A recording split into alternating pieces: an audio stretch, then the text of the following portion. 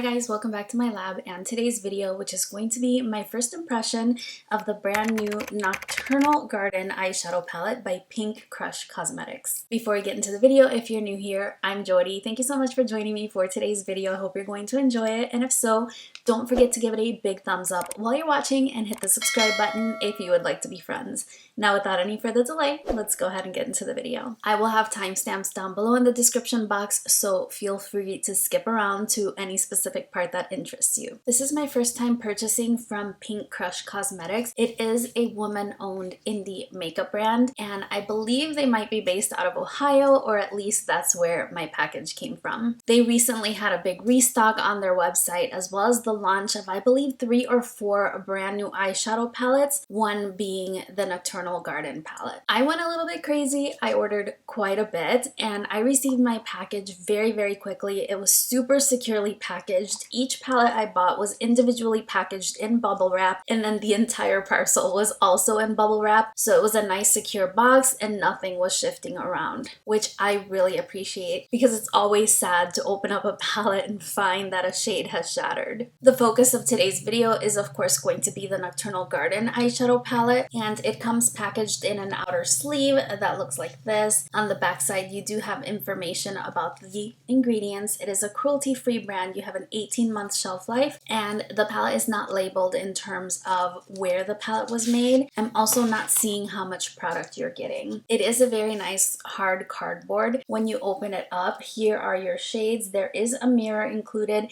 and there was a plastic sheet of cellophane that was protecting the eyeshadows as well. So this is going to be the focus of today's video, but I did want to share my other purchases because why not? I did pick up what I think may have been their first release. This is the Pink Crush Cosmetics Hyper Chrome palette. I like that they're all the same size, so I'm going to be able to store them all together. And here's what this one looks like. It's an entire collection of shimmery multi or duochromes. It reminds me a lot of something like It's Belle Cosmetics. So there you have all of those colors. That one is the Hyper Chrome palette. Another one that I believe was a restock was the Phenomena palette, and this one is along the same lines as the Hyper Chrome palette. It has shimmery multi-chrome or duochrome shadows, but these are more jewel tones, and that's what that one looks like. I can't wait to dig into these. They look so gorgeous. Look at this shade Halo. It has like that peachy pink to gold shift. Oh, they're so pretty. Super pretty. So that's Phenomena.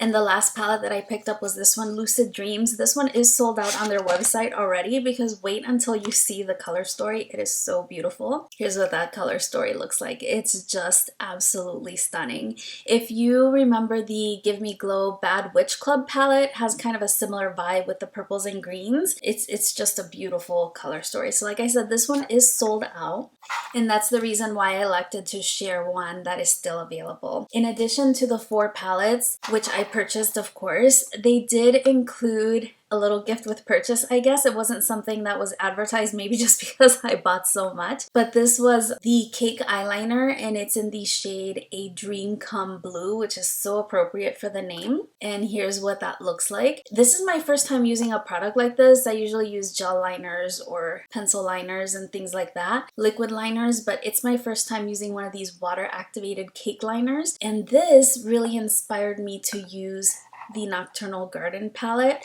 Let me show them to you side by side so you can see. See, don't they just like seem to complement each other perfectly? So both the availability of this palette as well as the gift with my purchase that I got kind of pushed me towards using the Nocturnal Garden palette today. It was super sweet for them to include this, so a big thank you to them. And they also had a note that said, "Thank you for supporting my small business," which I'm always happy to do. If I didn't mention already, Pink Crush Cosmetics is a super tiny indie brand, tiny. They only have like 1,300 followers on Instagram as of me filming their video, so be sure to check them out on Instagram. So now back to the palette. This one retails for $35.95. It's a relatively new brand, so even though I was looking around trying to see if I could find a discount code, especially with the amount of money I was spending, I really couldn't find one. But probably in due time they'll establish partnerships with content creators and we'll have access to to some discount codes to use. Either way, I think the palettes are very reasonably priced for what you're getting, especially since multi-chrome eyeshadows are included. As far as the color story, I think that it is really beautiful. It's more of a cool tone color story, which we are seeing more and more of. Everything used to be warm neutrals or more warm color stories, and now we're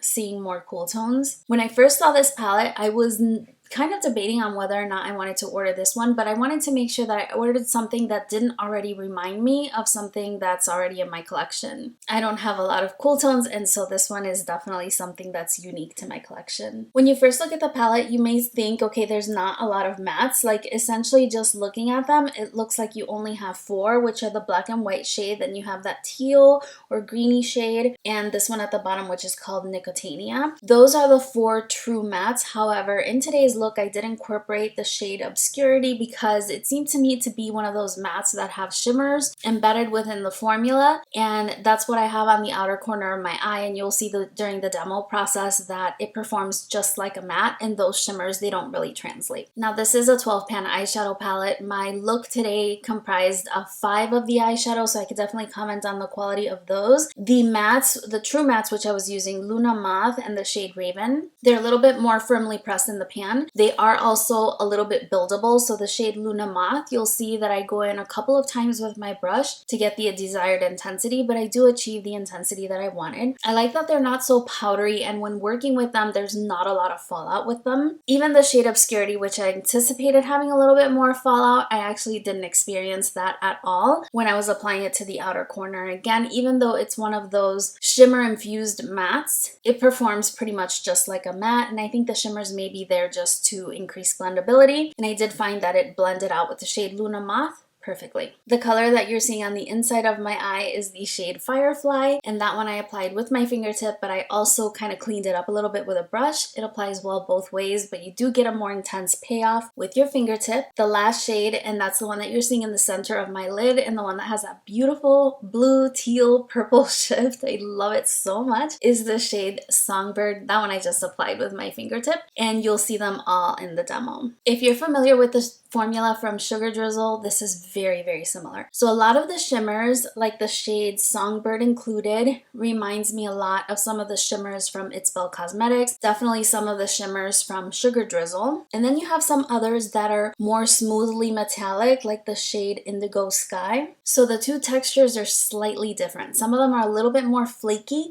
and others are a little bit more foiled in nature. Either way, they have beautiful color payoff on the eyes, and I am absolutely loving the eye look that I created. And even though the palette looks very dark, I don't feel that the eye look that I'm wearing looks too dark, if you know what I mean. Like, I wouldn't even call it smoky. Like, it's in a smoky eye shape, but to me, it's perfectly wearable, and I just love it. It's beautiful. Since I got this and I used it, I may as well comment on that as well. Basically, all I did was put a couple of drops of water into the shade that I wanted to use, which was the second from the top, and that's what you're seeing on my eyes as liner.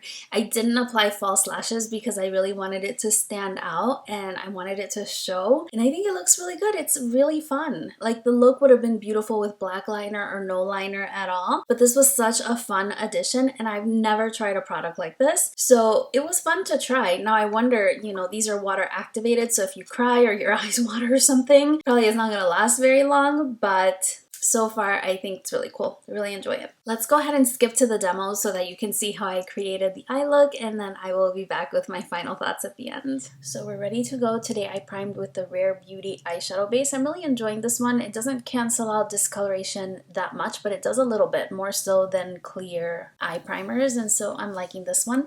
And then I set just above the crease with the Hourglass powder. This is just a little sample size. I started out my look with the Luna Moth shade and a Bristles Beauty E01 brush. This is the larger brush in their little brush set that they have. As you can see, it just takes a couple of dips of my brush to build up the color, and even though this one is more of a pastel type color, it does still show up on my skin tone. Next, with a Wing Goss number 20 and the shade Obscurity, I'm gonna go ahead and use that to deepen out the outer V part of my eye. This shade does look like it has shimmer in the pan, but for all intents and purposes, it applies like a matte. I think that the shimmers are just included to make it a little bit easier to blend. I'm just kind of applying that in the outer part of my eye in a triangular shape and blending just about halfway into my crease. When I've achieved the color intensity that I want, I just kind of go in circular motions, blend the two colors together, and I will go back to Luna Matte just to intensify it a little bit and help diffuse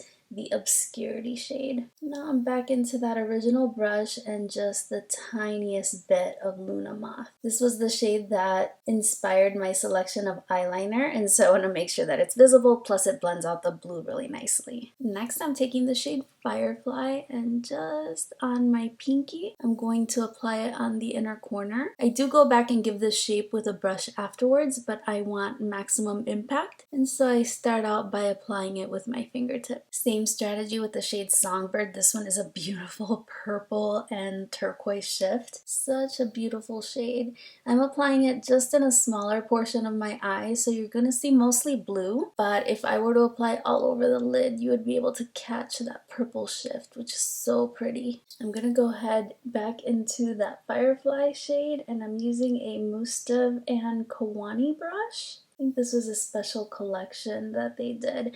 I picked mine up from Camera Ready Cosmetics, and I think that they just have a few brushes left. So as you can see, I'm just kind of giving it a shape here on the inner part of my lid, where my pinky doesn't reach because my eyes are a little deep set. Then I'm going to turn the brush around where I don't have much color, and I'm going to bring in the Songbird shade. Kind of blend the two colors together right in between. In person, you can definitely see the purple shift from the shade Songbird.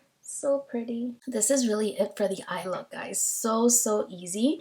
I'm going to use this shade in the cake liner, and essentially I have my Sephora Collection Pro Gel Liner brush, and I have some water in my little Fort Collins shot glass, which was a gift from my friend. That's basically it. I probably won't be able to do this on camera, so I will probably forward it or skip it altogether.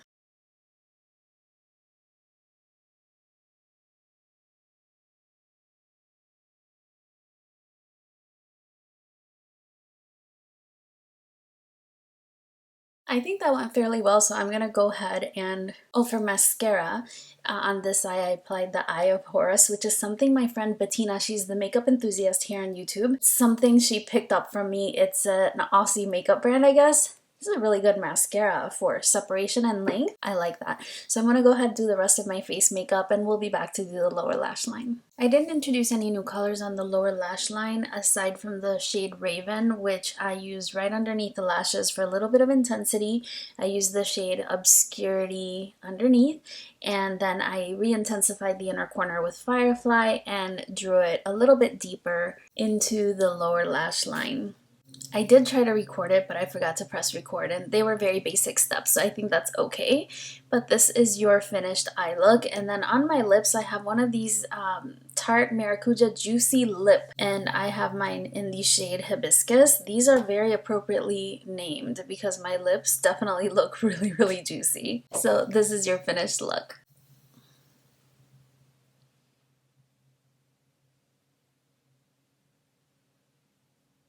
I hope you enjoyed seeing that demo. I really love the way that the eye look turned out. It was really easy to create as well. Sometimes the most beautiful looks are the absolute most simple ones to create. And I was actually really impressed with the shade Songbird, and how when I applied it, I thought, okay, I'm using only a small surface area of my eye. You're not going to be able to see the entire shift. But actually, as I was walking around and just kind of shifting my head side to side and seeing the wear time of the shadows and things like that throughout the day, it looks so beautiful. You can definitely see some of the purple. I'll just kind of move my head side to side, and if you can compare each eye, you start to see the shift a little bit. Of course, you're going to see a lot more of that payoff if you apply it entirely to the lid. But like this, it's gorgeous too. I think it's so fun. I love the eye look, and I really enjoyed working with the palette. As I mentioned, I couldn't find on the palette itself or on the website where the palettes are manufactured, but this reminds me so much of the Sugar Drizzle formula that I would guess that they're manufactured in the PRC and potentially with the same labs. They function nearly identical. And then in that case, it's just up to you to determine which color stories will call to you the most. Like I said, I picked out some that were different than things I already own. I had a blast playing with this eyeshadow palette. I cannot wait to get into some of these other ones, and especially the shimmery palettes. I love working with those in combination with other palettes in my collection. And yeah, I really enjoyed this one. Really great. And I like the color story a lot more than I thought I was going to. I'm surprised at the beautiful, bright, colorful look that I got when the palette looks a little bit more smoky. Of course, in all fairness, this is only a first impression. It's my first time using the palettes, my first time purchasing from the brand, but everything went very, very well. My purchasing experience was flawless. I had no issues. Everything came shipped really, really securely and very, very quickly. The formula was beautiful to work with. I got a free gift that I wasn't even expecting. So overall, my experience was very, very positive. And if you want my opinion, I would say if they have a palette that is kind of calling your name, you're drawn to the color story, I say give it a shot. They're reasonably priced. A lot of times indie brands are super, super expensive, but I think at $35.95, that's not too bad. I believe the all shimmer palettes may be a little bit more expensive. Let me take a quick look. Yeah, so if you're looking at the complete metallic shadows, those are $43.95, just so that you're aware. Having played with the Nocturnal Garden palette, I'm really excited to play with the others, and I'm definitely on the lookout for when they restock another palette, which I think was called Metamorphosis or something like that. I think it was all blue and purple, and that may have been one of their first palettes too, but it's currently sold out. But definitely gonna keep an eye on them on Instagram for when that one restocks. It's always a fun time when you have an eyeshadow look that you enjoy. It kind of puts an extra pep in your step, which I've been really needing, as you all know, and I had a really great time with the palette and making this video. That's everything for today's video. Hope you enjoyed it and found it helpful. If you have any questions or anything I forgot to mention during the video, leave those in the comments section down below and I'll be sure to answer them as best as I can. If you did enjoy the video, please let me know by giving it a big thumbs up and hitting that subscribe button. You're also going to want to ring the notification bell because I don't have a set upload schedule at this moment. I do share those updates on Twitter and I'm active on Instagram and TikTok if you enjoy using those platforms as well. Thank you again for spending a few minutes of your day with me. I really appreciate it, and I look forward to seeing you again very, very soon on my next one. Bye-bye.